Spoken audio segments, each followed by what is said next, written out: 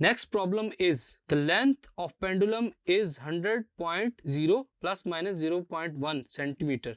If acceleration of free fall is 9.8 plus minus 0.1 meter per second, calculate the percentage uncertainty in the time period. हमने क्या find करना है? Percentage uncertainty. Given data हमारे पास मौजूद है. Length of pendulum, length क्या होगी?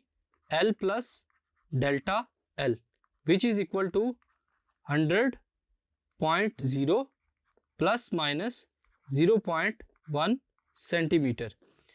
अब एक्सेलरेशन की बात करते हैं. फ्री फॉल ऑफ एक्सेलरेशन वो किसके इक्वल होगी? G plus delta G. Values put करते हैं.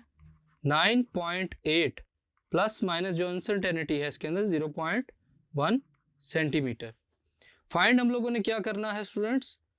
Percentage uncertainty in time period, जिसको हम लोग डेल्टा टी से डिनोट करते हैं. सॉल्यूशन देखते हैं. As time period is given by, time period को कैसे फाइंड करेंगे?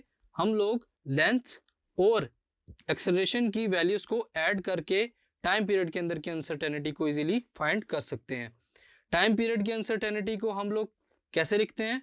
डेल्टा टी से, विच is equal two plus minus. अब यहाँ पे हम लोग L और G की जो अनसर्टेनिटीज है उनको पुट करते हैं.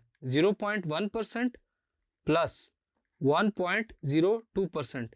ये दोनों अनसर्टेनिटीज किसकी हैं? लेंथ और एक्सेलरेशन की. Multiply by 0.5. So delta T की वैल्यू क्या आ जाएगी हमारे पास? Plus minus 1.120.